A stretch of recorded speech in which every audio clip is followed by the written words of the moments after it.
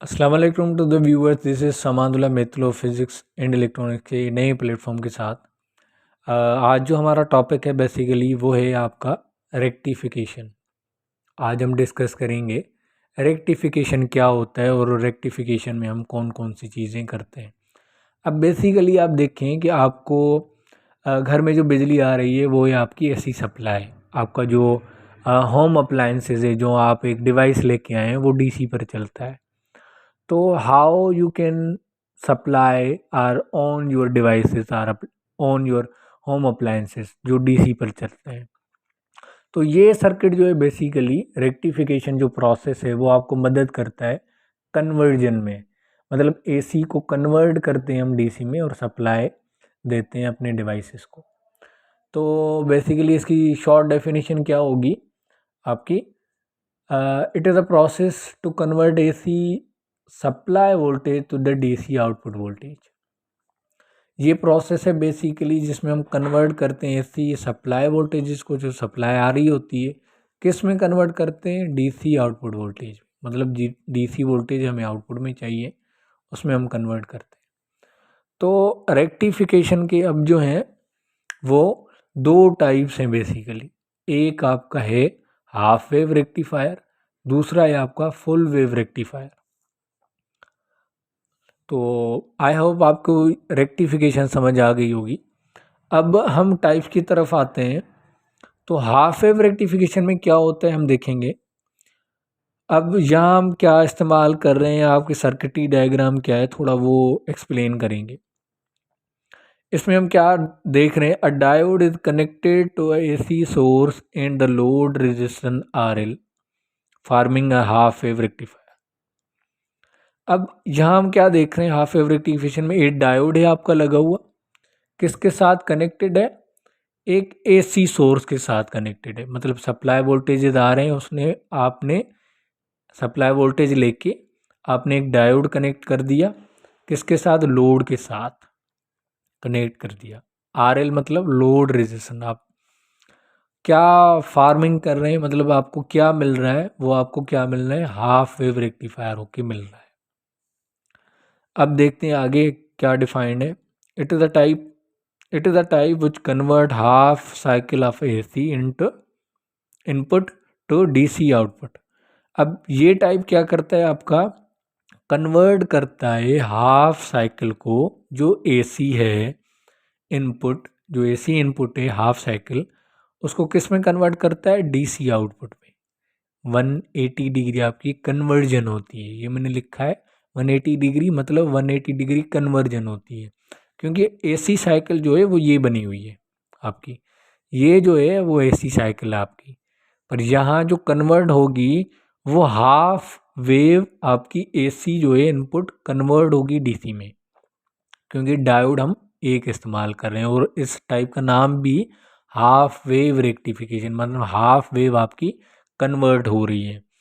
तो देखते हैं कि कैसे कन्वर्ट हो रही है। अब ये आपकी एसी सप्लाई आ रही है जिसमें हम वी इन मतलब इनपुट वोल्टेज। अब एसी की साइकिल ये है आपकी इस तरह, ये इस तरह मैंने यहाँ टाइमिंग नोट कर दी है। मतलब यहाँ जब शुरू होता है वो T0, जब ये हाफ साइकिल कंप्लीट हो रही है यहाँ T1, और दूसरी हाफ साइकिल जब कंप्लीट हो रही है वहाँ T2। ये टाइम मैंने नोट कर दिए। अब ये एसी सप्लाई जो है वो आपको एसी वोल्टेजेस दे रहा है, मतलब इस वेवफॉर्म में आपको वोल्टेजेस दे रहा है। और डायोड क्या कर रहा है? अब देखें, जब हाफ साइकिल, मतलब ये आपकी पॉजिटिव साइकिल होती है और ये आपकी नेगेटिव साइकिल होती है। अब जब पॉजिटिव साइकिल आपको आ रही है किसमें? इस सर्किट में, तो डायोड आपका देखें, पॉजिटिव साइकिल आई तो पॉजिटिव टर्मिनल है डायोड का, और इस तरफ नेगेटिव टर्मिनल है डायोड का। तो जब पॉजिटिव साइकिल आएगी, मतलब ये साइकिल पॉजिटिव आएगी, तो डायोड आपका फॉरवर्ड ब्यास होगा, क्योंकि देखें सप्लाई वोल्टेज इज पॉजिटिव और पॉजिटिव टर्मिनल, तो ये आपके हो गए फॉरवर्ड ब्यास। जब भी आपके वोल्टेजेस पॉजिटिव हों और डायोड का टर्मिनल भी पॉजिटिव साइड हो, तो वो जब मिलेंगे तो ये बनेगा आपका फॉरवर्ड ब्याज। लास्ट लेक्चर में मैंने बताया है फॉरवर्ड ब्याज और रिवर्स ब्याज एक्सप्लेन किया, आप देख लीजिएगा। अब ये फॉरवर्ड ब्याज हो गया। फॉरवर्ड ब्याज में करंट पास होता है, मतलब डायोड के थ्रू आपका करंट पास होता है। अब ये देखें, यहाँ मैंने लाइन लिखी है, ये करंट की है। अब यहाँ से आपका करंट होता जाएगा डायोड के थ्रू पास होके और लोड की तरफ जाएगा। ये मैंने लाइन बना दी है, ये करंट की है। तो ये जब पॉजिटिव साइकिल होगी तब आपका फॉरवर्ड ब्यास हुआ, फॉरवर्ड ब्यास होके आपका करंट फ्लो हो रहा और आउटपुट हमें आपको डीसी वोल्टेजेस मिले। ये आपके थे एसी और आपको डायोड के थ्रू कन्वर्ट होके डीसी वोल्टेजेस मिले। अब यहाँ देखें, ये आपके वी आउटपुट वोल्टेजेस हैं। अब यहाँ देखें, यहाँ एक मेन पॉइंट है जो नोट करने के लायक है, वो ये है कि मैंने यहाँ थोड़ा गैप छोड़ा है, मतलब यहाँ कंडक्शन नहीं हो रही। वो क्यों नहीं हो रही? क्योंकि डायोड को भी 0.7 वोल्टेजेस चाहिए ऑन होने के लिए। कितने वोल्टेजेस? 0.7 वोल्टेजेस चाहिए ऑन होने के लिए। तभी तब तक जो है, तब तक डायोड ऑन नहीं होता, तब तक आपका करंट फ्लो नहीं हो रहा। जैसे ऑन होता है फिर आपका करंट फ्लो होने लगता है। देन यहाँ जो साइकिल है वो आपका T0 और T1 तक आपकी कंडक्शन हुई। अब देखते हैं जब नेगेटिव साइकिल आएगी एसी की तब क्या होगा। देखें तब क्या हो रहा है, जब नेगेटिव साइकिल, ये आपकी नेगेटिव साइकिल जब आई डायोड की तरफ, तो डायोड जो है वो ये आपको किस तरह आपको वोल्टेजेस मिलेंगे। ये आपको नेगेटिव साइकिल आएगी क्योंकि डायोड तो का टर्मिनल जो है वो पॉजिटिव है और नेगेटिव साइकिल मिल रही है। तो आपका ये डायोड जो है वो इस वक्त रिवर्स ब्यास में होगा। ये आपका इस वक्त जो है वो फॉरवर्ड ब्यास में, ये आपका रिवर्स ब्यास में हो गया क्योंकि नेगेटिव सप्लाई मिल रही है पर टर्मिनल जो है वो पॉजिटिव है। पॉजिटिव टर्मिनल होने की वजह से ये आपका डायोड जो है रिवर्स ब्यास है। अब रिवर्स ब्यास में करंट तो फ्लो होता ही नहीं है, मतलब एक ब्लॉकेज होता है, आपका जंक्शन बढ़ जाता है। तो देखें यहाँ करंट फ्लो होगा? नहीं होगा। ये देखें, ये पॉजिटिव साइकिल की वजह से ये करंट फ्लो हुआ। देन T1 से लेके T2 तक कोई करंट हमें यहाँ वेव फॉर्म में नज़र नहीं आ रहा क्योंकि डायोड जो है आपका रिवर्स ब्यास है। तो हमें क्या चीज़ नज़र आई? तो ये चीज़ नज़र आई जब पॉजिटिव साइकिल आपकी एसी वेव फॉर्म आई तो डायोड बना फॉरवर्ड ब्यास। फॉरवर्ड ब्यास होने की वजह से करंट फ्लो हुआ और कन्वर्ट हुआ डीसी में।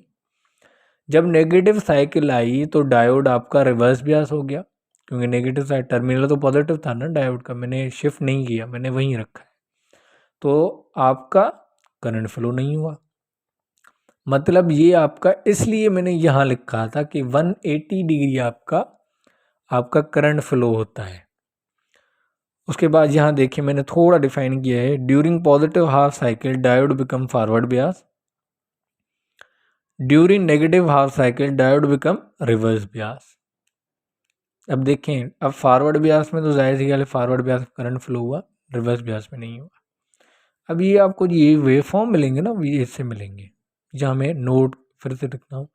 ये आपको थोड़ा डायोड जो 0.7 की तरफ फॉरवर्ड हुआ, पॉजिटिव साइकिल आई और ये करंट फ्लो हुआ, फिर ये करंट फ्लो नहीं हुआ, फिर ये करंट फ्लो हुआ। आपका इस तरह वेव फॉर्म आएगी आपकी डीसी वेव फॉर्म।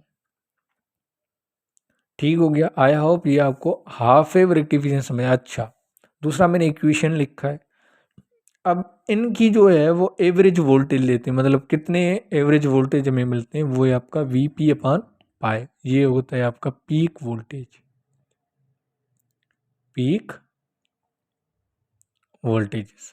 पाई तो आप समझ रहे हैं 180 डिग्री लिखा है तभी मैंने पाई लिखा है क्योंकि 180 डिग्री आपकी कन्वर्जन हो रही है। पीक वोल्टेज होते हैं मतलब टॉप आपके, ये होते हैं वी पीक वोल्टेज।